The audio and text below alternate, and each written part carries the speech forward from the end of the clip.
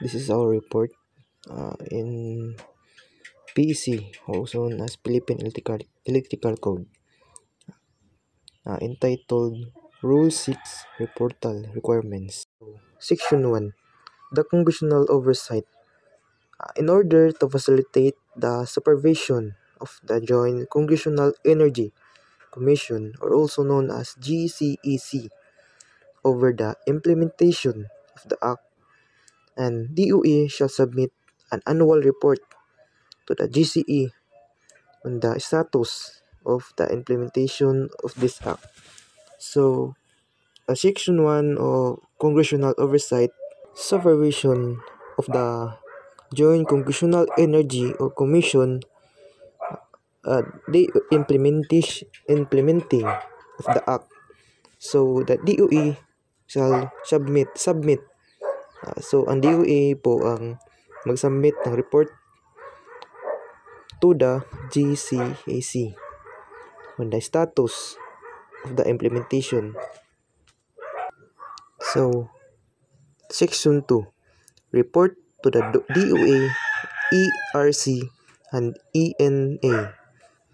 The PLO shall submit an annual report on the activities it has undertaken in implementing this Act, including its plan of activities for the succeeding year and its uses and concern in the performance of its duties and responsibilities under the Act of this IRR to the DOE, ERC, and the NAA in case of ECS. So the Section 2 also report to the DOE, ERC, and EAN. So the PLO, ito po yung mag-submit ng annual report and activities undertaken and implementing of this Act, no? Including its plans, activities for succeeding year, and it concern of its duties and responsibilities under the Act of this IRR to the DOE, ERC, and NAA in case of AECs. So for Section 3, reporting to other agencies, the PLO shall likewise submit a report to the following government agencies and instrumentalists. So the Section 3, no, is ito po yung report sa other agencies, no. So ang mag-report is PLO to likewise submit a report to the following government agencies o sa mga laing instrumentalists. To the DENR, PCA, and other related agencies as to the trimming, pruning, or cutting and clearing activities and other related matters within 3 days after it has complete these activities. So, yung mga DENR or PCA, it has he or she trim, pruning, cutting, and clearing activities, no? Sila po yung mag-clear ng mga puno sa tabi ng poste o sa mga transmission line natin. And within 3 days, no, it has complete these activities. Matapos nila ito ng 3 days.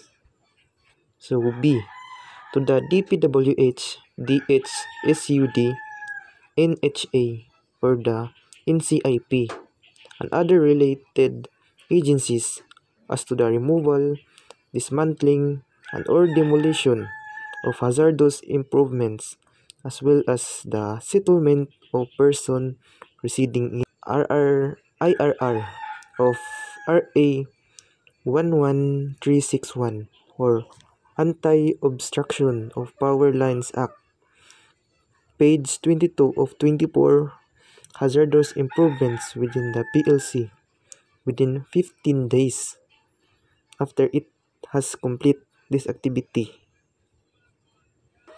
So, letter C, to the LGUs as to all PLC activities undertaken in the locality, including coordination with local private property owners and constituent within 10 days after the end of each quarter in accordance with the regulation to be issued by the DILG for the all LGUs compliance in relation with the implementation of the Act. So, in LGU or to all PLC activities, they undertaken the quality.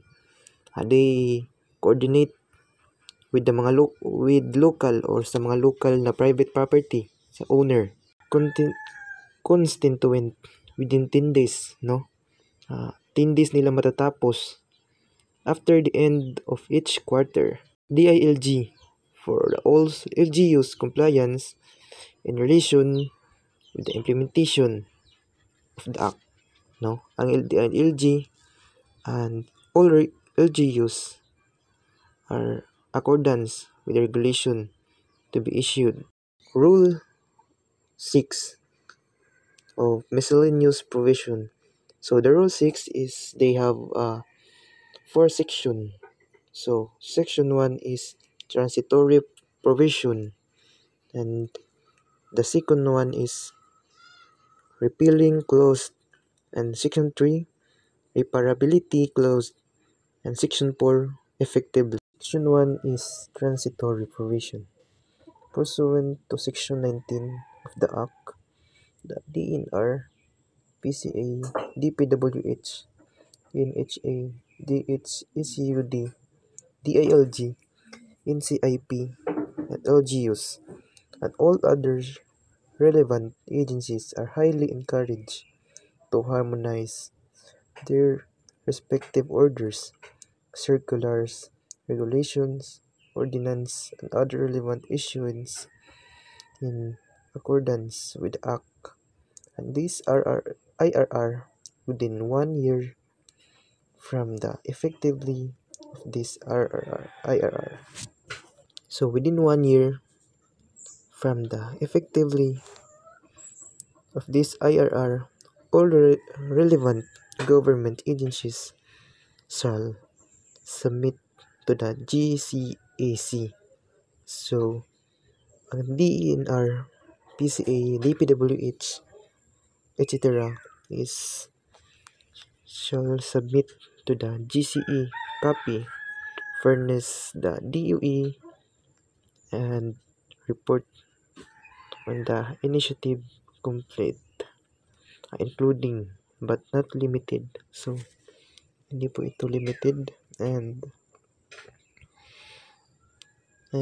the repeal, amendment, and revision of their respective orders, circulars, and guidelines, ordinance, rules, regulations, and other related issuance.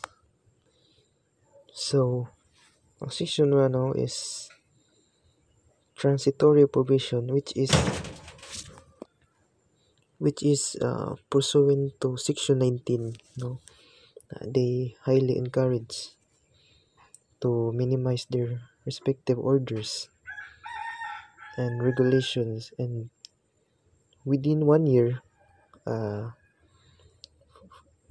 they effectively of this IRR, all relevant agencies shall submit to GCAC and complete copy furnish the DOE, and ang DOE po ay report on initiative complete, walang limited but included to repeal. Hindi po limited yung mga report initiative, kailangan po complete. The following agencies responsible for the following affected laws are particularly encouraged to humanize and amend all of their insurance relative to the Act. So A. The DENR as to the repealed provisions of Presidential Decree No. 705 as amended, otherwise known as the Revised Forestry Code of the Philippines. B. The PCA as the repealed provisions of Republic Act No. 8048 as amended, otherwise known as the Coconut Prevention Act 1995. Ang DENR is ito po yung Decree No. C-705 as amended, no? So also known otherwise known revised Forestry Code of the Philippines. Sila po yung nag-revise ng Forestry Code, no, dito sa atin sa Pilipinas. And the PCA naman, no, as to repeal provision, no, and of RA 8048, the amended and otherwise known as the Coconut Preservation of Act 1995, no. So coconut, from the word coconut preservation, so yung mga punong niyog na ating ginagamit, so they can preserve, no, Preservation Act, Coconut Preservation Act of 8048, RA 8048 of PCA. The DHSUD and or the NHA as to the repealed provisions of Republic Act 7279 and otherwise known Urban Development and Housing Act of 1992. D. The DILC as to the affected orders, circulars, memorandum or otherwise regulation and other relevant issuance which the LGUs observe and comply in relation to the activities mentioned in the Act, and this IRR. And E. The LGUs as though the affected ordinance and other relevant issuance related to the activities mentioned in the Act and this IRR. So ang DHSUD of Republic Act 7279, now also known as Urban Development and Housing Act of 1992. So ito po yung Republic Act ng DHSUD, no, Urban Development and Housing Act. And dito naman sa DILC, so effective nila sa orders of the head, circulars, memoranda or regulation, no, the issuance which LGUs, so LGUs natin, mga LGUs observe, sila yung mag-observe and comply in relation to the activities, no, sa they have mentioned in Act of this Act IRR. And the last one is E.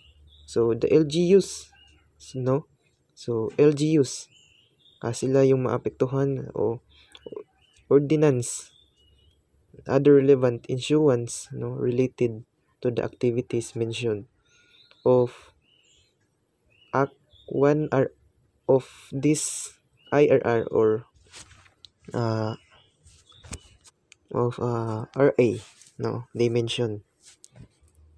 So yung LGU yung mag-ordinance o sila yung o other relevant issuance, sila yung mag-ordinance to the activities na mention in the act.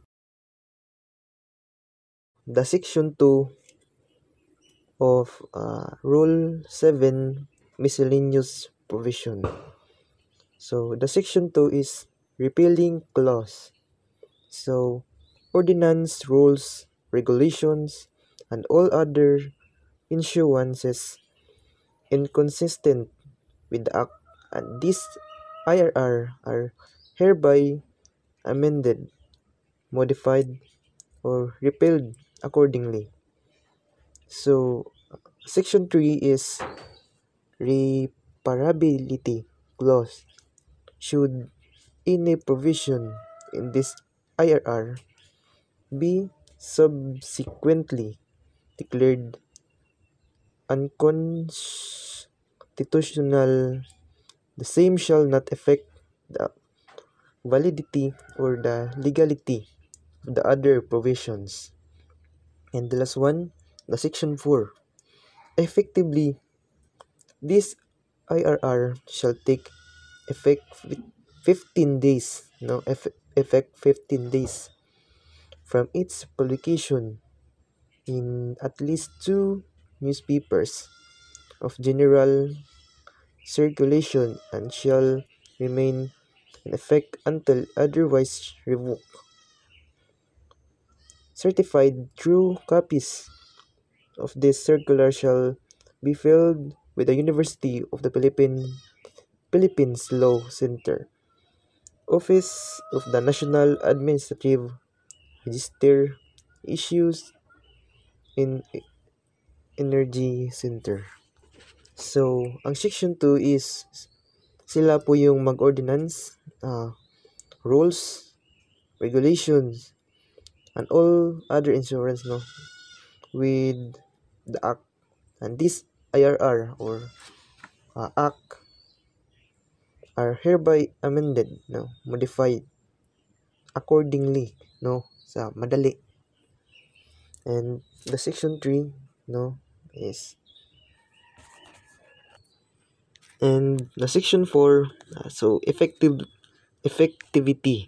So ang IRR shall they take effect with 15 days from its publication at least 2 newspapers or general circulation. So from the word general, mandatory circulations and shall remain in effect until otherwise revoked. So they certified true copies, yung mga totoong copies talaga ng mga papel o sa newspapers to circular shall be filed with the University of the Philippines Law Center sa International Law Philippines Law Center Office of the National Administrative Register. So this section 4 is effectivity with effect of 15 days at least 2 newspapers of general circulation. So madali lang po pero yung 15 days medyo matagal-tagal po yung proseso nito. At sinasabi naman ito na at least 2 newspapers of general circulation. So dalawang newspapers lang ang kailangan o pwede na may pakita with true copies of the circular should be filled So kailangan talaga true copies yung ipakita with the University of the Philippines Law Center Office. Ito po yung tatanggap ng copies, no?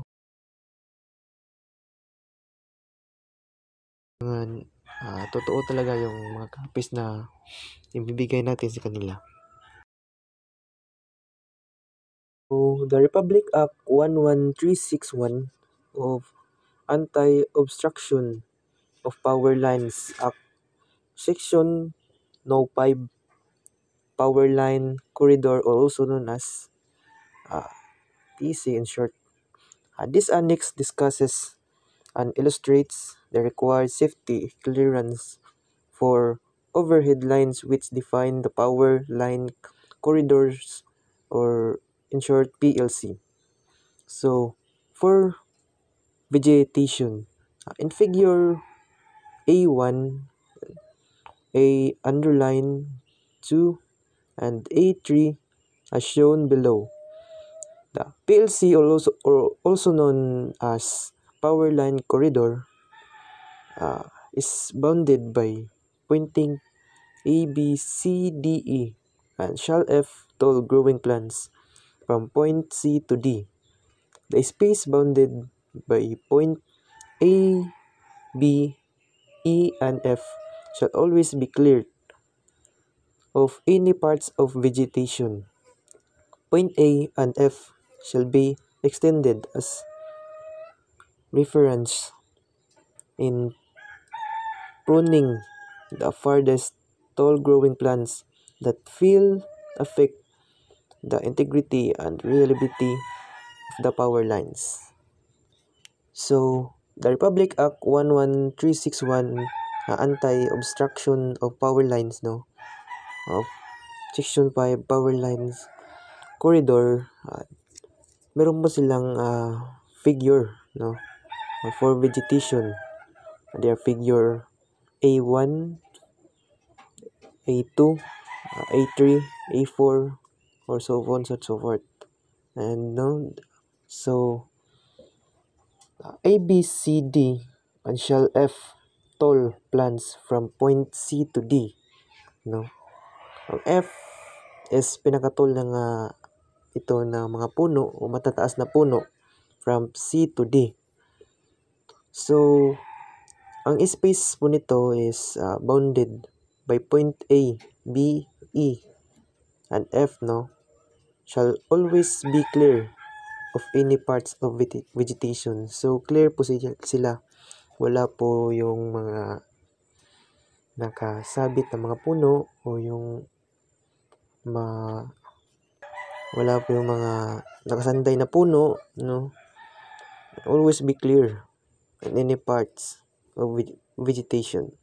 So, the point A and F shall be extended as reference in pruning the farthest tall growing plants that will affect, no? So, yung A and F shall extended as reference, no? Ito po yung mga kailangan ma-pruning yung mga puno na matataas. Dahil kung hindi po ito mapuputol, yung mga puno is they have will affect, no, the integrity and reliability of the power lines. So, mag-cause po ito ng mga trouble or so, here is the figure A4, A5, A6, and A7, no, shown the requirements within the perimeter of the structure unity pool. So, makikita po natin na malayo po mga puno sa transmission natin dahil hindi ito necessary na matapat sa ating transmission line, no? Kasi mag-cause ito ng ng effect sa ating power lines. And let's go on it for the figure A2, no? Makita po natin na sa right side ba to? Ito, right side. no, kailangan 3 meters ang lapad niya. 3 meters in the side, in the right side, and the left side also 3 meters the same. Here are the picture of figure A3, no. Makita po natin na malayo talaga yung mga puno sa ating transmission. They have a conductor, no. So pointing down. Then the right side sa curve, no. And ang distance po niya ay 3 meters, no, in the ground up to yung kwan. So makita po natin, no, na parang triangle yung form niya sa distance ng ating transmission line sa mga puno, no. So malayo po yung puno at saka transmission line, no, separated sila, malayo sila dahil bawal ito magkadikit.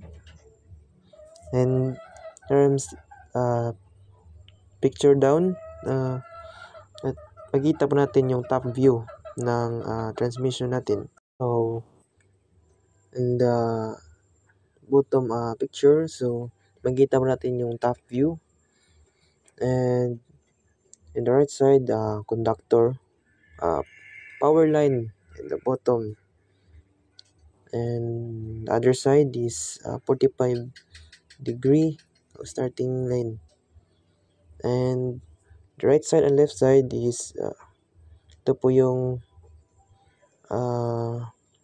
distance ng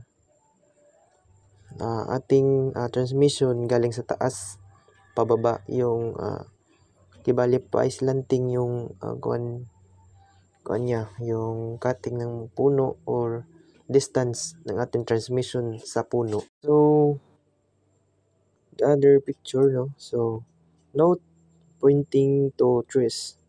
Tall growing plants within the PLC shall be allowed, provided it will not affect the integrity and reliability of the power lines. So makikita po natin na nasa taas po yung mga transmission natin, sa taas ng bundok, para hindi maabot ng mga puno or matataas na puno, dahil ito po yung magkukos ng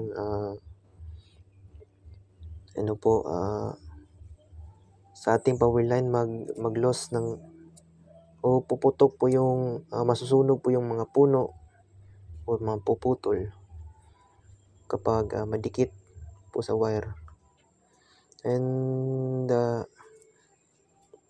other picture sa baba, top view, makita po natin yung ito po yung niya, the utility for maintenance and operational purpose shall have the right to remove or trim prone non-tall growing plants encroaching within 3 meters zone from the pole structure at the height deemed appropriate by the utility. So makikita po natin yung top view, no. 3 meters yung layo niya sa mga puno or sa from pole to structure, no, at a height, and single unity pole, no. Ito po yung single unity pole natin sa gitna, and 3 meters po yung layo niya. So thank you for listen, and this is the end of my discussion, no, for the subject of Philippine Electrical Code, and entitled Repertorial Requirements. And thank you for listening, and God bless us all.